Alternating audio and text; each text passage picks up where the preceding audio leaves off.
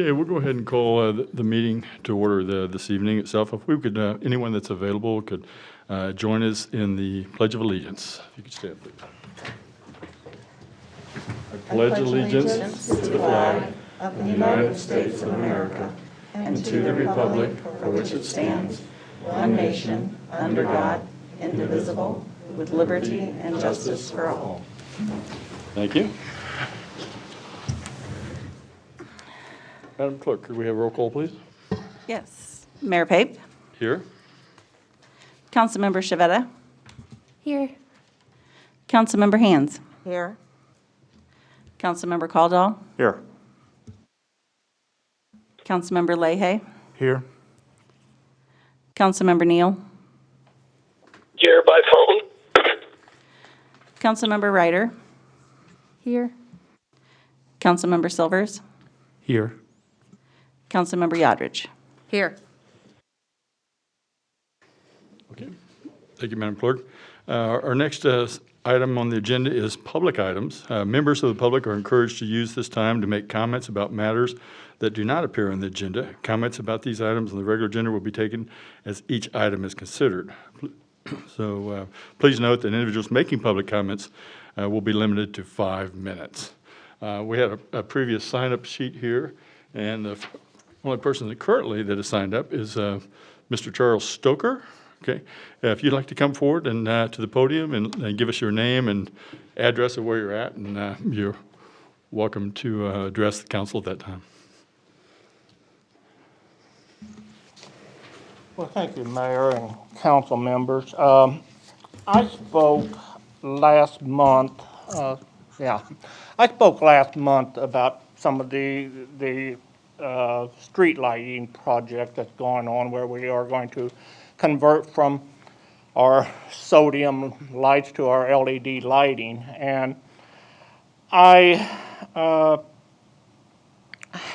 an article that was actually printed in the Kansas City Star, January 26th. And this lady that actually wrote this article is a very highly credited a person that wrote this article. And I would like to pass this out to the council and to members here. It's rather lengthy, so there won't be enough time to read it, but I would like to give it and have council members to look at it, read it, and see what it actually says. Sure. If I can do that. I don't know how to go about it. Yeah, that'd be fine. If you want to just, I don't know how to go about you want to give it to passing Julie and she can, or, yeah, that way she can add it to our records. One for myself, I have 14, I believe I have 14 there. Thank you, Julie. So I'm not going to take a lot of time. As I say, I made some comments earlier. They put a street light up on the corner. I reside at 5650 Woodward Street here in Merriam. The Public Works Department, back, I'm believing somewhere in late November, replaced a street light and a pole, which I have kind of somewhat objected ever since it was put on. I think the light is extremely bright. Compared to the rest of the lights up and down the street, which I know that when you convert from LED to these, they are going to be brighter. This light, the trajectory of the light is completely different. Our existing street lights projected downward, and they had a radius of probably roughly from 15 to 20 circumference of a trajectory. These lights project all over. And I'm not exaggerating. I'm inviting council members to come by and actually drive by at nighttime and look and see what I am talking about. I talked to the Public Works, an official, and honestly, I can't remember his name, but I did talk to. But he says that supposedly the plan is to go with 3,000 Kelvin lighting on the up and down the street. Some of the other cities that you will read in this pamphlet have converted and went to 2,700 or lower. Basically, This light is not a pleasing light, and I'm not exaggerating, folks. This light, if you actually look at it, is not pleasing to your eyes. It's not a pleasant-looking light. And I strongly recommend that you read this and see what other cities have done. They are changing and not actually going to the 3,000 Kelvin lighting. They are going to the 27 or maybe even lower. You will find this I promise you will find this very interesting. I have wrote some other notes on the back page of just some comments too. And as I say, I'm not going to take a whole lot more time, but please read this, folks. Please, please, please. And let's look at this, because if I could put this in perspective, and I'm not trying to be a comedian here, but honestly, if we go up and down our residential streets with 3,000 Kelvin lighting, I don't know where everybody have seen our district stadium at Shawnee Mission North, but when these lights come on at nighttime, that's what it's going to look like on our residential streets. And I'm serious, folks. This is way too much. This light is way too bright. And when you combine with that form of lighting plus security lighting that people have on their housing, it combines to way too much.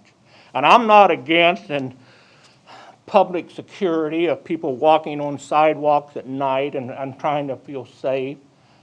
We don't need this to be safe. That's my comment. That's where I'm at with it. Please take it in consideration. I greatly appreciate it. Thank you for your time, everybody. Thank you. Thank you, and I'm sure all the council members will read the article at their leisure.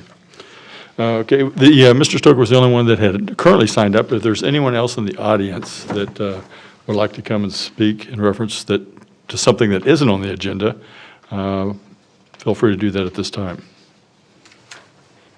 Okay. I see no one rushing forward, so I assume everything else is going to be on the agenda. Okay, the next item is our consent agenda. All items listed under the heading are considered to be routine by the City Council and may be enacted by one motion. There'll be no separate discussion of these items unless a council member so requests, in which case that item will be removed from the consent agenda and considered separately. Is there anyone on the council that would like to have anything removed? Okay. I don't hear anything from Mr. Neal, so I'm assuming that there's nothing that wants to be removed. I would entertain a motion. Mr. Mayor, Okay, Councilmember Hands. I move that the council approve consent agenda items 1 through 3. Okay, we have a motion. Do I have a second? Okay, Ms. Yadrich. It's Councilmember Yadrich, I second. Okay, we have a motion, a second. Madam Clerk. Councilmember Shavetta. Aye. Councilmember Hands. Aye. Councilmember Caldwell. Aye. Councilmember Leahy. Aye. Councilmember Neal. Aye. Councilmember Ryder. Aye. Councilmember Silvers. Aye. Councilmember Yadrich. Aye. Motion passes 8-0. Thank you, Madam Clerk. It appears our next section is the mayor's report, and the first thing on that, under that heading, is our 2021 end-of-year video. Who might be addressing that, Mr. Engel? I have the video ready to play. Okay. We're ready to go. We'll speak for itself. There you go. Okay. Let it roll, Madam Clerk.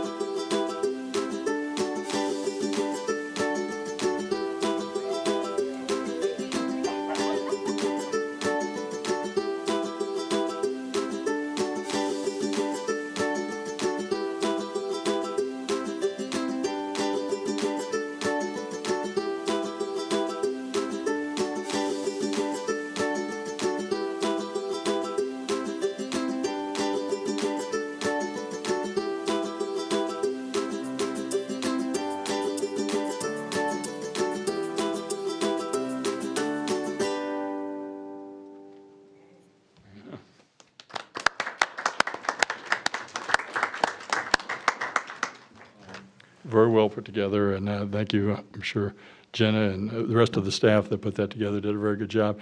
And all of our employees and the community that made 2021 such a great year. In the midst of that pandemic, there was a lot of things that went on. So it's good to see that all kind of wrapped up and tied together to see that we did accomplish something. So good job, everyone. All right, well, I think our next item on the agenda is going to be our County Commissioner, Becky Fast, has a presentation. If you could come forward, Becky, and tell us who you are and who you're Hello. I'm so thankful that you invited me, council and mayor, and we have several new council members here since the last time I was here, pre-pandemic. So I'm really excited to connect with you, and I hope each one of you feels that you can call me anytime, text me if there's needs or questions you have about what is happening at the county. So I represent 11 cities. As you can see, the northeast area goes from Merriam to south of 435 to South Leawood, and then I have a little bit of north Overland Park. So a very large district, 100,000 people, the same size as the city of Lawrence. So I really appreciate hearing from you what is happening in Merriam, because it's really hard for me to always know what's happening at the local level. Johnson County is very lucky to have such a great CARS program. When I go to the state county commission meetings, they say to me, how did Johnson County get CARS? How did you get stormwater? The other counties in Kansas do not have this program, and many states don't have this program. So we're very much an innovator by having this CARS program. It's funded by gas tax, by a mill levy, and we were very worried that the funding would go down during the pandemic, but the total funds allocated is the same as it was around about since pre-pandemic. So this is really exciting news. As you see, Merriam is going to be able to do a major road project at 55th Street.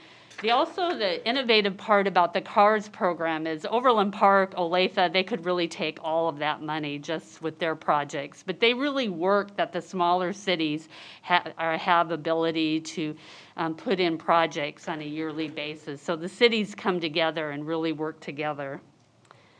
Stormwater, which is huge in Merriam, this is one of your top priorities. In 2020, the county changed how it allocated funds into stormwater management districts.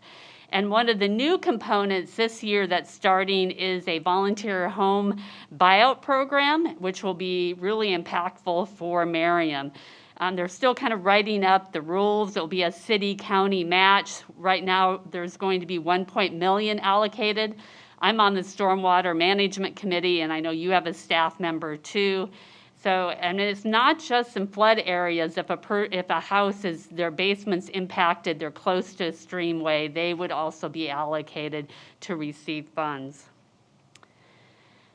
So the stormwater program is a 1-cent sales tax, and thank you to those who came before me who thought that this was needed and put this out for a vote.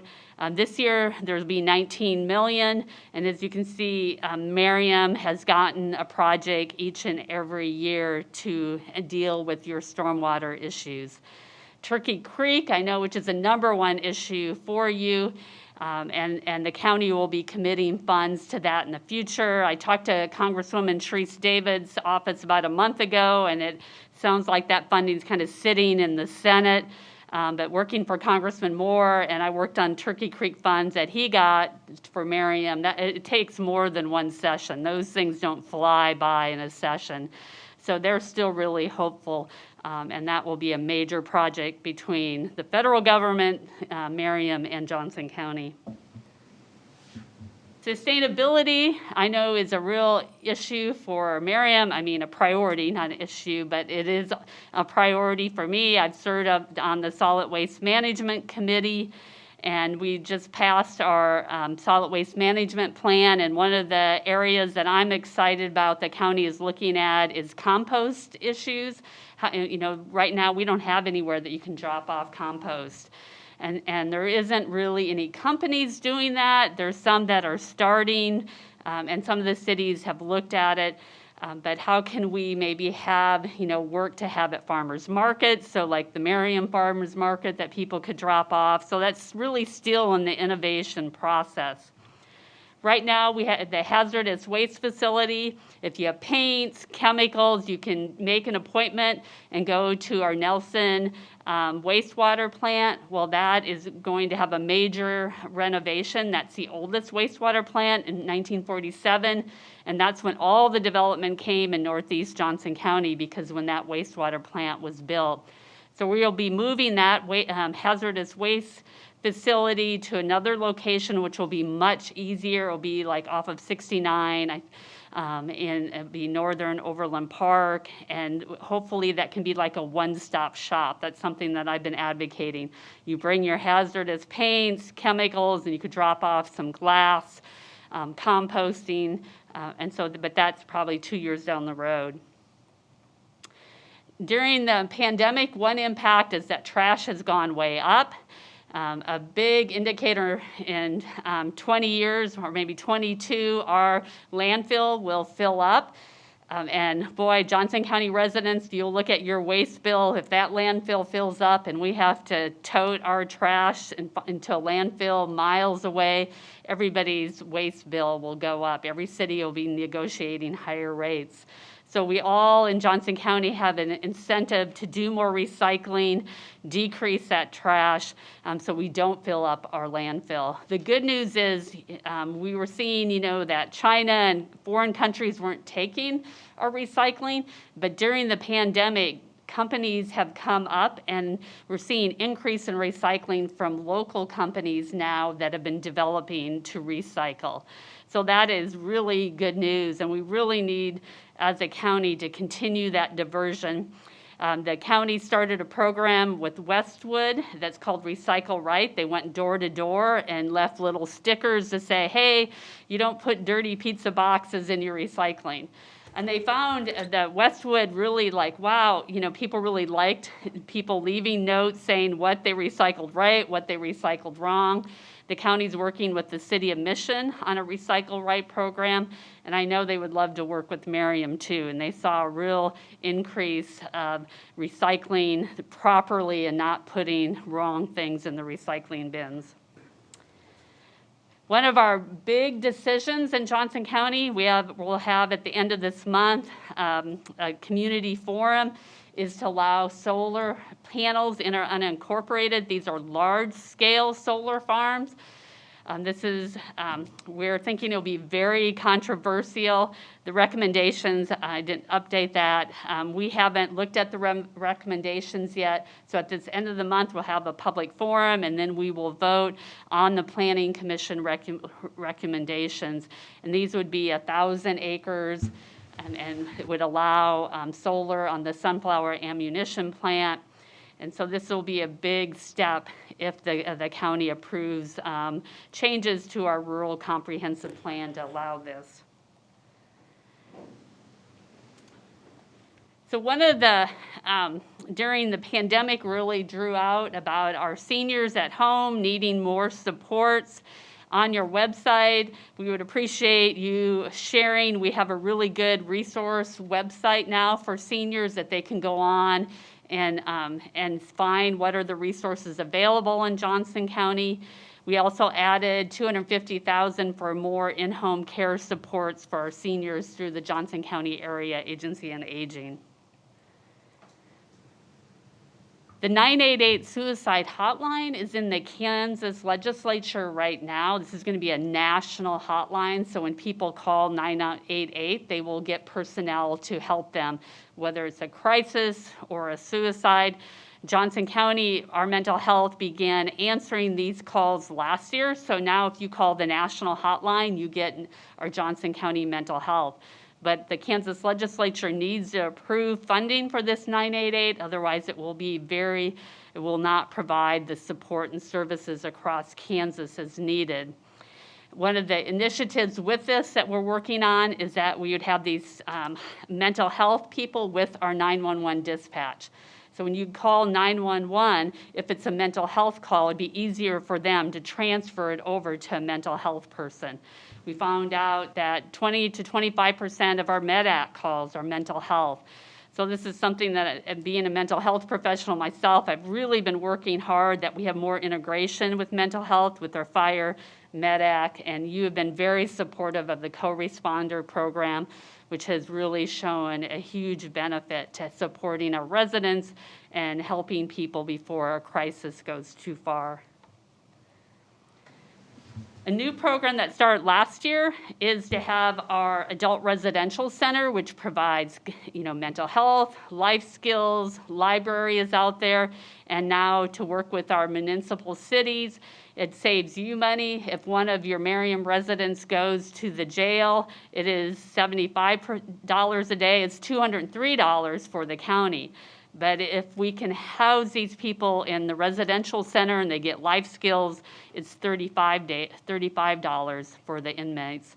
And we've already had 400 city-level inmates who have served their sentence, and it's really shown, a lot of times these individuals just need help. They languish in jail because they need help to find housing. They have no housing. They have no transportation. So to have that transition has really been beneficial. I know you've been a part of the UCS, the Affordable Housing Task Force. Thank you, Merriam. This is really critical for Northeast. The housing study that was released last year. And since then, I served on the 2008 housing study, and I was worried it'd be another study that was shelved. In 2008, the county commission just shelved the study and nothing happened. So Commissioner Hanslick, Commissioner Allenbrand pushed forward that we have a subcommittee, and we've been meeting each month that we implement some of these strategies. Who needs another study that isn't funded, that isn't implemented? So we've been exploring like a housing trust fund that would help developers in order to, help them develop affordable housing. Merriam has a really wonderful exterior grant program, but some of our cities don't. And we have the ARPA funds. How can we supplement? And, that would be assisting you because we provide these home funds, but you have to have a very low appraisal level. And then weatherization, energy efficiency tools for housing that is, for seniors who haven't been able to fix their roof or have air. So these are things that we'll be exploring with our ARPA funds. So right now, we have 3 priorities for our ARPA funds: childcare, housing, workforce. With our CARES fund that was really allocated to our health departments. We awarded some to our local cities, our businesses, but we haven't really started on the process. And that's where I hope that one of the priorities is working with our local cities on home repair, exterior, weatherization, energy efficiency, and that we really support our cities. And there's a lot of, they've been mapping out where some of the housing that is really, older housing, substandard housing across the county right now. So parks and libraries, I think, are something that Johnson County, we can really brag about. And I don't know about you, but I love going to Antioch. I go to Antioch and Meadowbrook a lot, but I tend to forget about Kill Creek Park, a new tower, which is just beautiful. Cedar Niles Park we've opened a new trail. It's just gorgeous. Lake Lexington, you can walk around the entire lake, bike around. So I encourage you to explore some of our parks that you might not explore. And last, we're excited to work with Merriam on the new Antioch branch. Last I heard, there'll be like a groundbreaking at the end of the year, but you probably know more, and they'll start next year. So that's the hopeful, and some of these things get delayed due to the pandemic.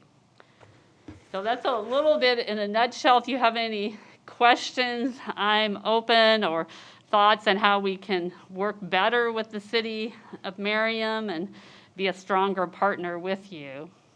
Well, thank you, Commissioner Fast. Does any council member have a question for Commissioner Fast?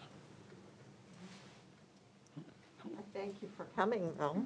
Thank you. Well, thank you for the update of what the county's doing, and we'll be sure and reach out to you as we find ways that we can help you spend that money. Yeah, I'm sure. Thank you. Thank you for coming. All right. This is, I think, my first proclamation that I get to, as mayor, read. But as some of you may know, that this is Black History Month, and as such, we have a proclamation that I'd like to read. Whereas, during Black History Month, we celebrate the many achievements and contributions made by African Americans to our economic, cultural, spiritual, and political development. And whereas, Black History Month evolved out of the establishment in 1926 of Negro History Week by Carter G. Woodson and the Association of the Study of African American Life and History. And whereas, in the 2022 national theme for the observance is Black Health and Wellness, and emphasizes how American health care has often been underserved and the African community, as well as celebrates the legacy of Black contributors, scholars, and practitioners of Western medicine. And whereas the observance of Black History Month calls our attention to the continued need to battle racism and build a community that lives up to its democratic ideals. And whereas the City of Merriam continues to work toward becoming an inclusive community in which all citizens, past, present, and future, are respected and recognized for their contributions and potential contributions to our community, the state, the county, and the world. And whereas the City of Merriam will join the nation in celebrating National Black History Month by honoring the essential contributions, sacrifices, and accomplishments of African Americans in our community throughout our state and our nation as part of American history. Now, therefore, in recognition of African Americans, past and present, in our community, I, Bob Pape, Mayor of the City of Merriam, Kansas, do hereby proclaim February 2022 as Black History Month in the City of Merriam and call this observance to the attention of all of our residents. Okay.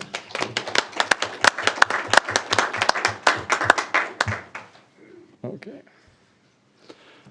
Our next item on the agenda is the Flags for Freedom support request. I believe we have former council member Nancy Hupp is heading to the podium.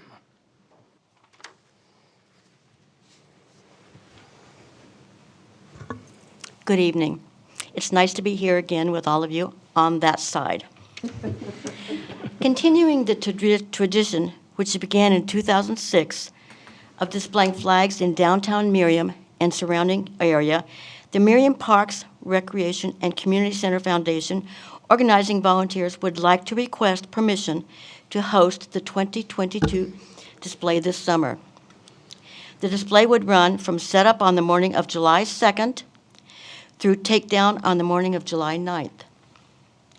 Our plan is to install flags only at the Merriam Marketplace and ask that Public Works install the street flags along Merriam Drive from Chatelaine Park to Waterfall Park, Johnson Drive from the railroad tracks to the west city limits, and at the Merriam Historic Plaza and along IKEA Way, from the police station to the fire station, as they have done in the past years. We extend our very sincere thanks for the assistance of the Public Works crews, the Parks and Recreation staff, and all of the staff who support this effort. We couldn't do it without all of this additional support. I'm happy to answer any of the questions, particularly you new council members who don't have all the history that has come along with this, and invite all of you, please, please, please look around your neighborhoods. And if you see likely volunteers, people who would enjoy working with us, please let us know. It really is a fun time working together to put up this display. Any questions? Okay, Mr. Silvers, go ahead. Actually, I was wondering if you could email me some information about Flags for Freedom, because as I think you remember, I'm a member of an organization whose mission statement is to enrich the lives of American veterans by reconnecting them to their community. And they were interested in learning more and maybe speaking with you about joining this. That would be great. I'll tell you, just check out our website, Merriam, flagsforfreedom.org, and also let me know if you have any specific questions, but I will send you some information on the work of the foundation. The Flags for Freedom event is how we fund a lot of the work of the foundation. Okay. So, okay. Any other questions? Ms. Hands, go ahead. I was curious if you wanted to talk about how you're recruiting members to the foundation. I know it's a little off topic, but I think it's really important. But I'm always happy to go there. I know. Yes, yes. The Merriam Community Center Foundation was started by former Mayor Irene French and Susan Hayden, who is our park director, back in 1988, I believe. They saw a need to help supplement the city tax funding that goes into the Parks Department with an alternative source of funding. And that's when the foundation was started. And I don't have specific information, but I can tell you, we have over the years funded over $175,000 in art hanging at the community center. And we fund scholarships for families in need who would benefit from having a membership at the community center. We partner with a group of Shawnee Mission North, long time ago, lifeguards, and we have established with their support, they have established with our support, I should say, the Dolphin Fund, which funds scholarships, swim scholarships for children, again, families who qualify for this additional support. And we're always looking for new members. We're a very easygoing, congenial group. We meet a couple of times a year, and we are congenial, yes. And I don't know why Councilmember Hands is snickering. Our Councilmember Hands. Our dues are an astronomical sum of $10 a year. We have an annual meeting every January. We have a board of directors made up of 8 members, and we are looking for members. And it's hard to separate out entirely foundation and flags because we work so closely together. But that's a little bit about the foundation. Thank you. Did I hit everything you I think? so. Okay, And good. Because I read something in Merriam Yes, about, that you were recruiting for members, so. it's in Merriam about 3 or 4 weeks ago. There was, and anybody interested should send an email to Anna.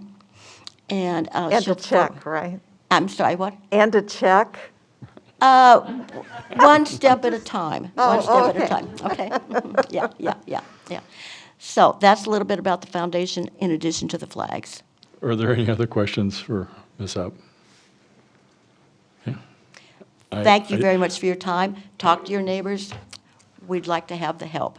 Yeah, great organization and lots of good things happen, and Oh. everybody enjoys the Flags for Freedom. As long as I'm standing here, yes. I'm sure all of you remember that a number of contributions were made to the foundation honoring Mayor Sissom when he retired. And Anna contacted the mayor and said, what would you like to use that money for? And bless his heart, he said, let's purchase more flags.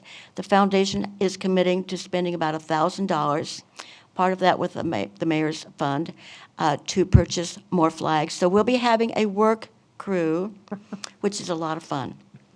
So Great. thank you very much for your time and your consideration of our efforts. Okay, thank you, Ms. Hub. Okay, hearing that, I think somebody's raising their hand.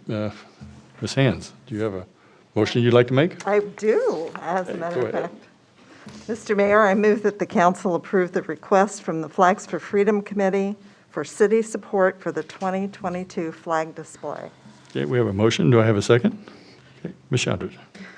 Councilmember Yadrich, I second. Okay, we have a motion, and a second. Madam Clerk. Councilmember Hands. Aye. Councilmember Caldwell. Aye. Councilmember Leahy. Aye. Councilmember Neal. Aye. Councilmember Ryder. Aye. Councilmember Silvers, Aye. Councilmember Yodrich, Aye. Councilmember Shavetta. Aye. Motion passes 8-0. Thank you. Thank you, Madam Clerk. One other thing that currently isn't listed for those of you on the council, but I did attend a kind of a kickoff session for the 7 Days of Kindness that's going to be coming up in April, and you'll be hearing more about that, and we'll have somebody come and speak to us at a later date. But anyway, we're agreed to be a part of that organization to kick off that and hopefully spread a little more kindness throughout Merriam and throughout the world. But okay, moving on. Looks like the first item of council items is to approve an agreement with the Towner Communications for a new phone system for the city. Oh, and there we go. Good evening, Council. Jennifer Jones-Lacey, Assistant City Administrator. And I'm bringing this to you tonight because our current phone system is actually installed in the mid-90s. So we are in need of a replacement. It is not only old, but it is also obsolete. They're no longer supporting it.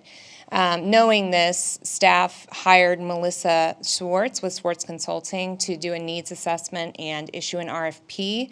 And with that RFP, we received 4 responses from 4 different companies. We interviewed 3 of those and did demos with those companies. And it was very clear that Towner Communications rose to the top because they, for several reasons, they're local, right down the street on Shawnee Mission Parkway in Mission. They've been around for nearly 70 years. They have a lot of experience in this industry. Also, they're the lowest price system by far. They came in just over $80,000, and the next closest was $112,000. They are a very intuitive system. They're offering a MyTel MyVoice business solution, and it has all the capabilities that the city requested as part of the RFP. And then they also had really intuitive and supportive training systems, and since they are local, they're able to provide that training in person. And we thought that they were able to explain things in a way that were very understandable, because I'm sure most of you can imagine when you talk about phones, there's a lot of details and it can go over many people's heads. So we were very pleased with their product and their customer service. Overall, the budget for this improvement was $133,000. We anticipate coming in well below that, including our agreement with Towner, which has 5 years of support, and all of the additional infrastructure that we need to do the installation. So with all of that, after your approval this evening, we will get them on board and hope to have the replacement completely installed by June of this year. And Melissa Schwartz is here this evening, as well as Andy Robron, our IT manager, if you have any technical questions about the phone or our IT system in general and security. Okay, Mr. Silvers. As some of you might remember, last meeting I was unable to attend. I had to go out of town unexpectedly, and there were only 2 phone lines that come into this this room. And I was wondering, as we're doing this upgrade, would it be possible to get additional phone lines in here in case more than 2 people have to call in to a meeting?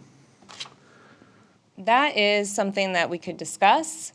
And this system is really more, I mean, there is going to be, it's going to be more functional, so the capabilities will be improved. We can look at that. I'm not sure. I think there's more that needs to be considered in addition to just the technology itself. But that's something that we could always look at. Thank you. Any other questions? Oh, Ms. Hands. I have a couple. One was the references. What we saw was pretty light. Doesn't say when they worked with them. I'm curious about if we, city staff, vetted the references to see what really the response really is from Towner and how the transition from one system to another really goes, because that will be dicey days. Sure, yeah, and I'm going to actually invite Melissa up to the podium to kind of speak to that, because as our expert, we worked with her and relied on her quite a bit, and she's been in this biz for a very long time. I'm sure she can speak to that. Could you identify yourself for the record? I'm Melissa Swartz with Swartz Consulting. And we did vet references. One in particular, I can speak to personally. It was another city government, and I worked on the project. And so I have seen firsthand what Towner can do. And I thought that they did a good job. I thought they were very thorough in their installation. The training was very clear, very understandable. So was this Riverside? yes, Okay. yes. And how long ago was that? That's a good question. And part of why I'm asking that is not just to be Sure. pushy, but I'm really curious what the supply chain is going to be like as we go forward with this. That's absolutely okay. fair. So the Riverside installation was, I want to say, 5 or 6 years ago. Don't hold me to that. Oh, I'm so really it's terrible wild. about timing on things like that. But it was a few years ago. Supply chain issues are definitely a consideration. We did check with Towner about that. And the primary component that is subject to supply chain problems right now are the phones themselves. The phones that were proposed as part of this proposal 3 weeks ago were available in quantity to support this installation. Obviously, we haven't placed an order, and that could have changed, but recently they were available. That's really good to hear. Yeah, it is. It's good news. I think those were the two major questions that I had. Are there any other questions? Yeah, Shirley. Hay. I just want to make sure that this will make it seamless to be able to work from home in case we have another giant snow event like we most recently had.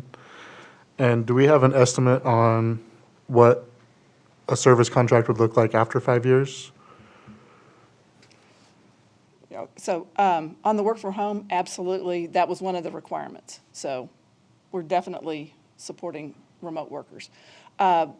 We do not have a firm dollar quote on it, but one of the other things that we liked about the Towner proposal was that their service cost was half of the next closest one. And right now, I would say based on current rates, we're looking at about $8,000 a year. So pretty reasonable. That answers my questions. Thank you. Any other questions? If I may, I wanted to actually address Councilmember Hand's question earlier as well. Now, in addition to the phones, there was some additional infrastructure that we needed to install in the city. And Andy had the forethought to make sure that we got the switches in place that we needed for this installation. So he did pre-order those. We have done that already. So that component is already accounted for and taken care of. And we already have our maintenance guys have been doing the installation, and so we should be ready to go whenever Towner is ready to get the installation How going. long does it take to flip over? How long does it take to change systems? It's always longer than we think. I know that part, but So the actual transition will occur basically at some point, a week and a half before the transition date. You'll have two phones on your desk, so the old system and the new system. So the new system will be a giant intercom. It doesn't talk to the outside world, but you can call each other on it. And then once the cutover date arrives, then basically the outside lines are moved from the old system to the new system. And so downtime should be very minimal. It may be a matter of minutes, it could be a little longer, but it will be very. I'm pleased to hear there's redundancy for some time. That's good. Yes, definitely. And no other questions? Okay. All right. Are we ready for a motion? We are ready for motion. Thank you. Okay. I would entertain a motion, Ms. Hands. Mr. Mayor, I move that the council authorize you, the mayor, to execute an agreement with Towner Communications for a MyTel phone system as proposed. Okay, we have a motion. Do we have a second? Mr. Silvers. I'll second that. Okay, Mr. Silvers seconds. Madam Clerk. Councilmember Caldwell. Yes. Councilmember Leahy? Aye. Councilmember Neal? Aye. Councilmember Ryder? Aye. Councilmember Silvers? Aye. Councilmember Yodridge? Aye. Councilmember Shavetta? Aye. Councilmember Hands? Aye, and I know this is something that really needs to be done. Motion passes 8-0. Thank you, Madam Clerk. Okay, it looks like our next item on the agenda is consider professional services agreement for the design of Merriam Drive from Johnson Drive to 55th Street with BHC Engineering for an amount not to exceed $448,453. And we have the director is here. Thank you. McDonald. Good evening, Mayor and Council. Tonight, as Bob stated, I'm requesting approval for the professional service agreement for the design and engineering for Merriam Drive Street, improvement project from Johnson Drive to 55th Street. In April of 2021, staff conducted a request for qualifications process for the 2021 to 2026 capital projects engineering. There were 6 projects that we received these from. We have several engineers firms that submitted their interest and qualifications for one or more of the projects. There's 11 of them that submitted it. We had an engineering team selected of myself, Todd Veman, our project coordinator, and Randy Fine, our public works superintendent, and each of us rated the statement of interest on the following criterias. We had project understanding, project approach, relevant experience, staff and availability, and communications and public relations. This committee selected the highest rated firm and then held the project scope meeting. BHC was selected for the Merriam Drive Street Improvement Project. Since December, staff has been meeting with BHC several times to discuss what we want to accomplish during this project. The scope of the 2023 construction project includes the replacement of substandard curbs and gutters, sidewalks, ADA ramps as needed, drainage improvements, roadway modifications as needed, a 2-inch mill and overlay, new pavement markings, bike lanes, and streetlight improvements. BHC will use the information from the Merriam Drive Planning Sustainable Places Grant as a guideline for the design of this project. The city plans to request funding from the Johnson County CARS program for the construction of this Merriam Drive project. The budget for design and engineering of this project was $457,416, and the amount of the contract that we are seeking approval for tonight is $448,453. I'm here to answer any questions on this. I have a question, Director McDonald. As you're aware, and most of us are aware, that we are constantly having water issues from Water One with that major water line that runs underneath our Merriam Drive breaking. Yes. Is this part of this project to have that replaced before we put a new road down and then it breaks underneath it and they got to tear it up again? It is not. If we choose to pay for it, they would be happy to do it. However, we try to work with them ahead of projects, and we're going to let them know that now's the time for them to make replacements or repairs, but it is up to them to completely decide if they want to do it at that time. That's just my concern that we're going to put this new road in and they're going to have patches all over it within, a year or less. It's usually a year or two when that typically happens. We let them know, they know our projects ahead of time, and we ask them to try to do it ahead of time because it actually saves them money because they don't have to go all the way to the surface with asphalt. And so we will be meeting with them as soon as the engineers have this contract and see what they have in place. I don't have any guarantees that they're going to replace that whole line, though. Yeah, understand. Any other questions for Director McDonald? Miss, I have a question. Okay. That's ahead. what happened on 67th Street, right? Is we kind of worked with Water One and they did some stuff before the construction. Is that correct? On 67th Street? Yes, like 2 years ago? Yes, they had some issues Yes. with the line that was over there, and they had to take care of that project. It just so happened that the project started, their line broke, so it was kind of in conjunction Okay, of that. awesome. Ms. Ferreira, anything else? We're good? Okay. Ms. Ferreira, go ahead. I understand that the sidewalk is going to be on the south side of the street, but you mentioned the curbs and stuff as well. Is that going to be in addition to the north side? Well, this is the Merriam Drive project, which is... Oh, I'm so sorry. Any other questions for the director? Okay, well, Seeing no other questions, I would entertain a motion. There you go. Ms. Yadrich. All right. Mr. Mayor, I move that the council authorize the mayor to execute the design services agreement with BHC Engineering for Merriam Drive from Johnson Drive to 55th Street for an amount not exceeding $448,453. Okay, we have a motion and a second. Mr. Leahy. Councilmember Leahy seconds. Okay, we have a motion and a second, Madam Clerk. Councilmember Leahy? Aye. Councilmember Neal? Aye. Councilmember Ryder? Aye. Councilmember Silvers? Aye. Councilmember Yodrich? Aye. Councilmember Shavetta? Aye. Councilmember Hands? Aye. Councilmember Caldwell? Aye. Motion passes 8-0. Thank you, Madam Clerk. Well, I'm glad you stayed up there, Director McDonald. It looks like we want to consider approval of a CAT 272D3 skid steer and one CAT PC 310 cold planer. Would you like to tell us about that? I'll tell you what I can about it. I don't know much about those actual pieces of equipment. The 2022 equipment replacement schedule has both of these items budgeted. The current skid loader that we have, or skid steer that we have, was purchased in 1999 and is showing signs of diminished capacity and experiencing above-average breakdowns. The life cycle for this piece of equipment is 20 years.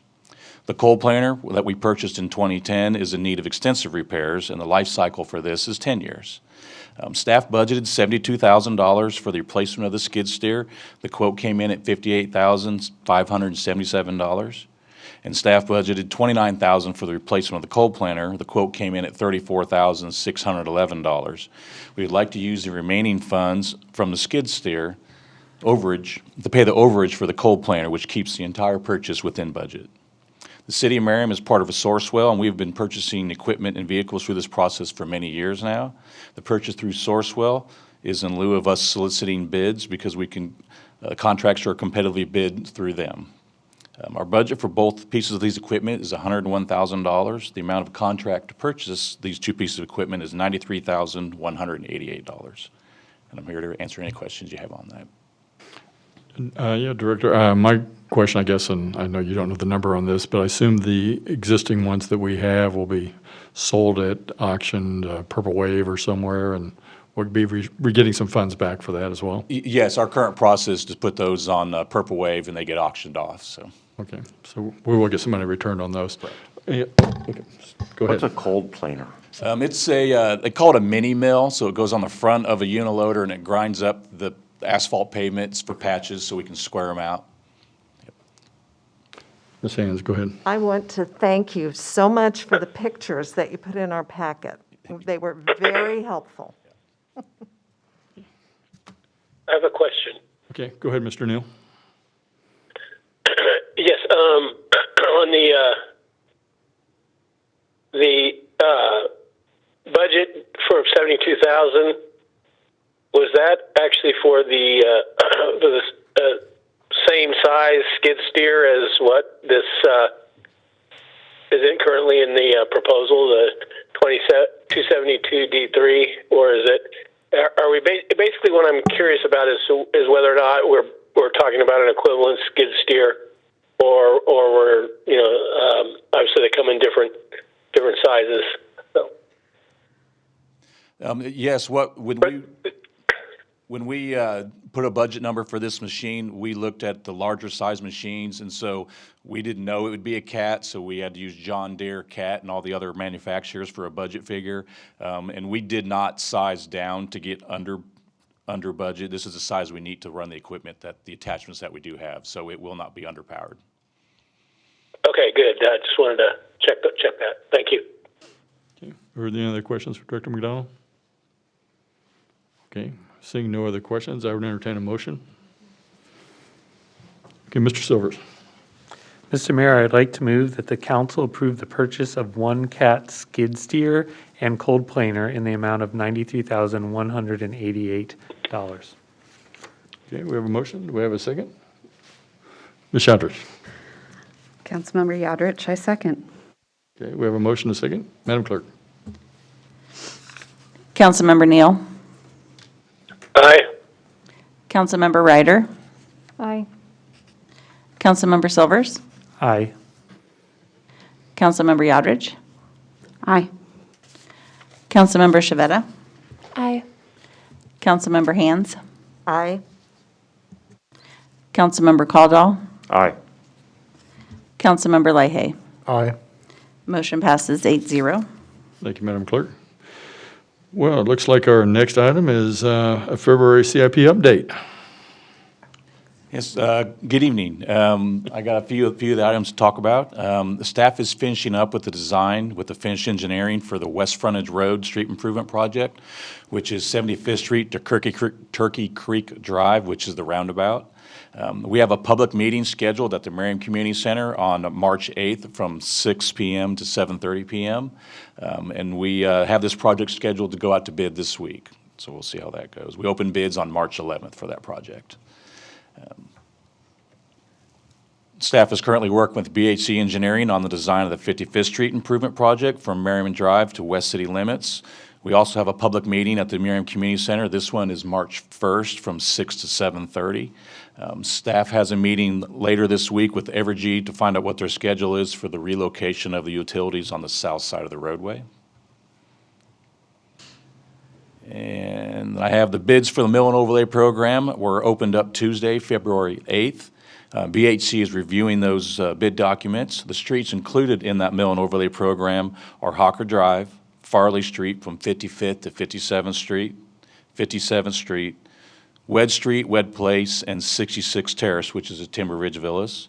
We also included in this project the trail extension from Hawker Drive to Warner Park, along with shared lane markings for the bicyclists along Knox, which would be from 47th to 61st Street. Were all of those bid together, or were they bid as separate projects? It was all one project. Yep. Just curious. And those bids did come in favorably, so I'm here to answer any questions. Well, any other questions, Mr. Leahy? It's all good. Okay, any other questions from any of the council members? Okay, I see no other questions for you, Director. Thank you. All right. Okay.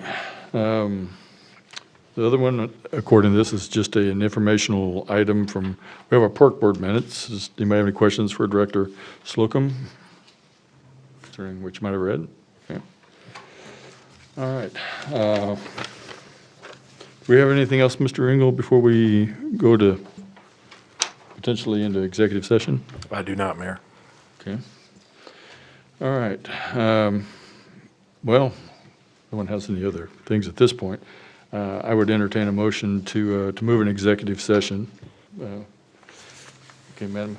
Before I make that motion, I want to be sure that we're still okay with 45 minutes. Yeah, so we meet back here at 8:45. All right. Okay. Mr. Ms. Mayor, Hands, go ahead. Mr. Mayor, I move that the governing body recess into executive session for consultation with legal counsel to discuss potential development project as justified by KSA 754319B2, which allows the governing body to recess into executive session for consultation with legal counsel, which would be deemed privileged in an attorney-client relationship.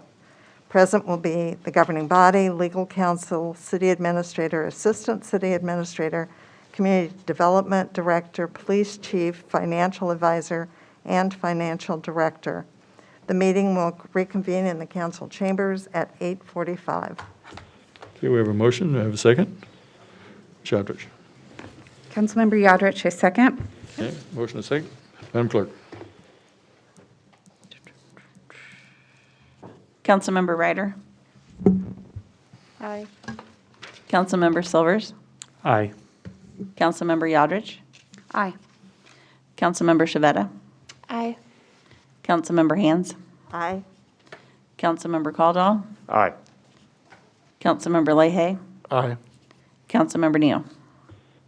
Aye. Motion passes 8-0. Okay, motion passes, and that meeting will be upstairs for Yes. everyone. Yeah, if we come back, we just move for 45 and then come back early.